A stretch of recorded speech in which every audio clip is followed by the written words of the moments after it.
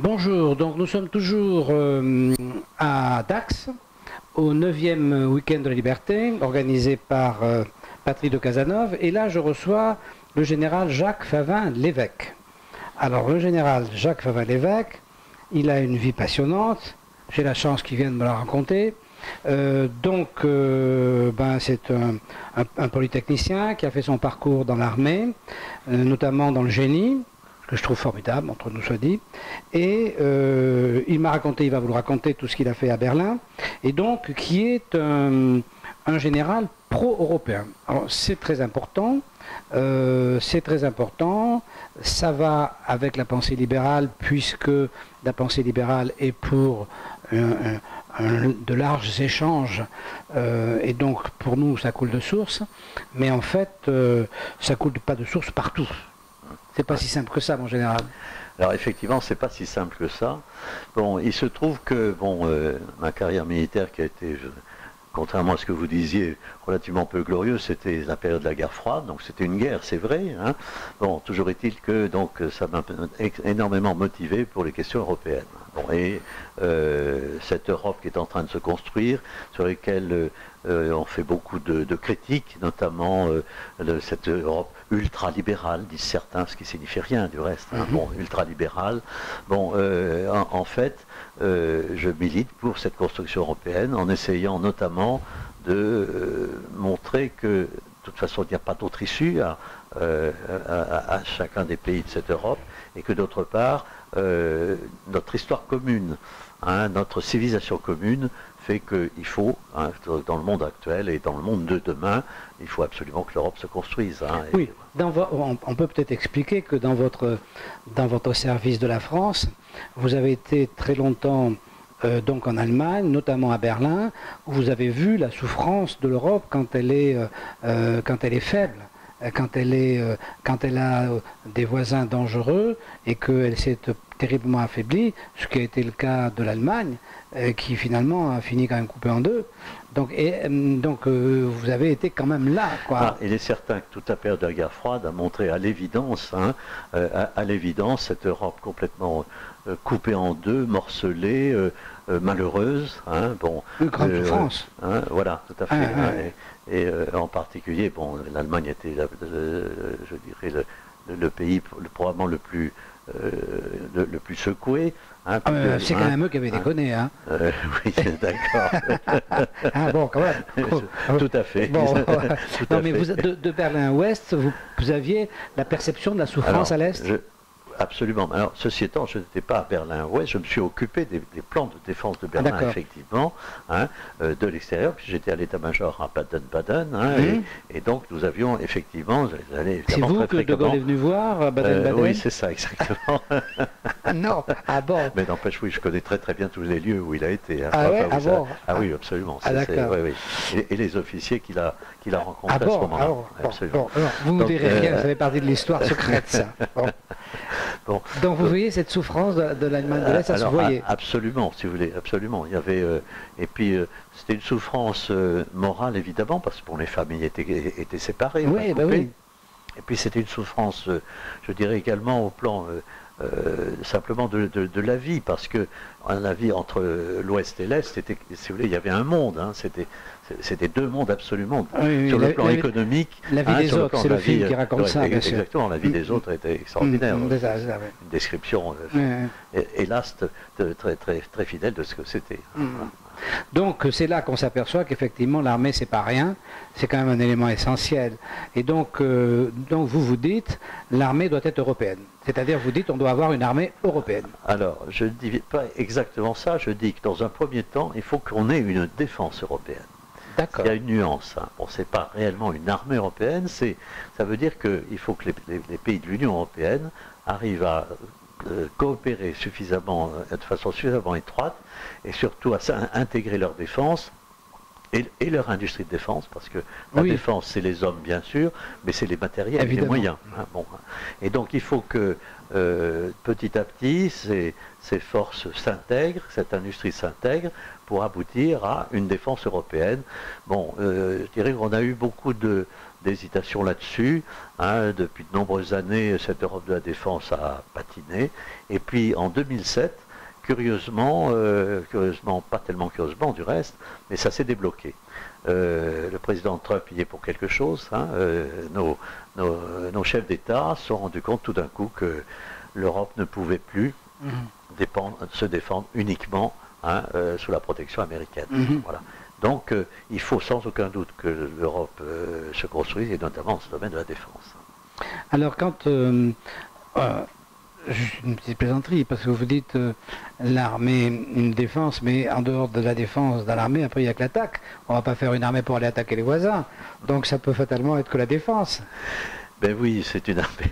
Bon. Vous savez que le ministère s'est appelé le ministère des Armées, ensuite ministère de la Défense, on est revenu au ministère des Armées. Hein. Bon, voilà, d'accord, bon, on va peut-être attaquer les voisins. Bon, alors, donc la protection de l'Europe, ça nous ramène évidemment à d'abord il faudrait qu'il y ait une identité, mais elle existe, une identité européenne quand même, elle existe. Là, elle est mise à mal, parce que, alors, quelle est la position d'un général par rapport à, on appelle ça l'immigration, il y en a qui appellent ça l'invasion, enfin, par rapport à l'afflux de population, disons comme ça, parce que c'est plus technique, par rapport à l'afflux de population qui donc demande à venir s'installer en Europe. Est-ce que c'est compatible avec la défense de l'Europe, ou est-ce que c'est incompatible d'après vous? Question très difficile, hein, c'est bon. Question très difficile. Bon, je pense que l'aspect danger de l'immigration, enfin bon, le fait infiltration notamment par le biais de l'immigration, infiltration du terrorisme, hein, et du djihadisme, à mon avis, on exagère là, le danger. Police, on exagère le danger. Bon, en revanche, il faut reconnaître que bon, une défense européenne, c'est la défense de l'Europe telle qu'elle existe, telle que son histoire l'a faite, telle que sa civilisation l'a faite. Hein, et si cette civilisation change complètement de nature, hein, il est certain que ça aura des conséquences sur la défense. Hein. Bon, on peut pas. Oui. Voilà. On a une Europe chrétienne. Avec des... On a eu tout à l'heure... Tradition chrétienne. Oui, de tradition chrétienne. Mais on a eu tout à l'heure un monsieur, vous n'étiez pas là quand, je pense, vous n'étiez pas encore arrivé, qui s'appelle, je vais vous dire son nom, c'est un professeur d'Angers, il s'appelle le professeur... et ben voilà, j'ai pas son nom. Non, j'ai pas son nom. Bon. Enfin, ce monsieur, donc, nous a expliqué d'une manière très convaincante le poids de la culture sur l'économie. C'est-à-dire que ce qu'on croit être une pensée libre est la plupart du temps la pensée d'une culture qui nous occupe, même quand elle croit qu'elle ne nous occupe pas. Et donc, il dit qu'une pensée génère fatalement, qu'une culture génère fatalement une société, et qu'on ne peut pas changer de culture sans changer de société.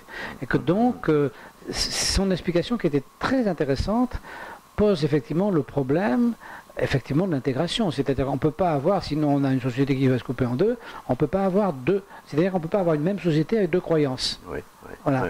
Donc c'est un problème qui est mécanique, qui n'est même pas un problème sans, si vous voulez, donner de valeur plus à l'une croyance qu'à l'autre. C'est un problème technique. C'est comme le génie, quoi. Il y a un pont, il tient ou il tient pas, mais voilà, c'est tout. Hein. Donc, si vous voulez... Il arrive malheureusement qu'il lâche, et ça s'est passé en Italie récemment. Absolument. Donc, si vous voulez, ça pose vraiment la question, et donc, effectivement, dans ce cas-là, l'armée a-t-elle une défense strictement physique, c'est-à-dire on défend l'homme et le territoire, ou est-ce qu'on défend aussi la culture, sachant que si la culture change, l'homme change, et c'est compliqué ça aussi, non? Oui, c'est très compliqué. Alors bien sûr, enfin, si vous voulez, Mais la mission d'une on armée, c'est réfléchit à tout d'abord... ça dans l'armée. Oui, oui, absolument. Hein. Notamment à l'école de guerre. Hein. C'est l'objet, si vous voulez, des réflexions des officiers qui sont en stage à l'école de guerre, notamment. Hein.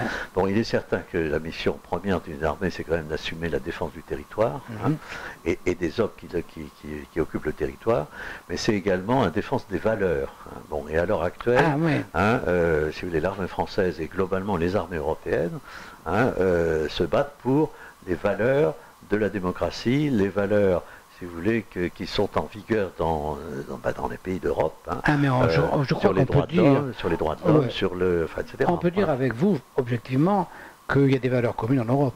Tous les pays d'Europe ont des valeurs communes. Absolument. Même s'ils ont une manière différente de les mettre en œuvre, ils ont tous, on l'a bien vu avec la Grèce, qui finalement n'est pas partie, et qui finalement, oui, mais c'est évident. Et donc, oui, mais moi je pense qu'il y a une logique. Mais seulement, est-ce qu'il peut y avoir une armée européenne sans au préalable faire une fédération européenne? Alors, c'est une bonne question, là encore. Il est certain que beaucoup de gens vous disent qu'il ne faut pas mettre la charrue avant les bœufs et qu'on ne peut pas constituer une armée européenne, hein, s'il n'y a pas un pouvoir politique, hein, qui décide de son emploi. Oui, parce qu'on a fait ça avec le commerce, on a fait ça avec l'euro, ça ne marche pas. Mais il vaudrait peut-être mieux commencer par... Mais c'est bien pour ça que j'ai dit qu'il ne s'agissait pas d'une armée européenne, mais de construire la défense européenne. C'est-à-dire pour l'instant, en tout cas, avec les chefs d'État que nous avons, hein, dans les 28 pays ou les 27, hein, et donc il faut que ces 27 pays arrivent à se mettre d'accord, harmoniser leurs moyens pour arriver à avoir une capacité de défense commune. Hein, bon. Alors qui décidera de cette capacité de défense? Ça sera le Conseil européen.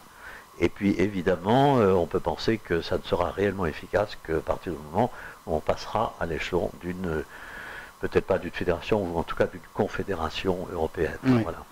Alors la première objection qui vient à l'esprit, c'est de se dire comment on peut faire une armée avec des gens qui ont des langues différentes. Parce que quand même, je suppose que quand on est dans l'action, si il y a un Italien qui parle un espagnol qui ne comprend pas, qui doit dire un anglais qui ne comprend pas non plus, ça doit quand même poser un petit problème quelque part. Je vais vous dire, là, le problème, c'est un faux problème, parce qu'à l'heure actuelle, et puis depuis de très nombreuses années, hein, il y a une seule langue, hein, pour les militaires, c'est l'anglais. Hein. Ah d'accord. Donc là c'est fait.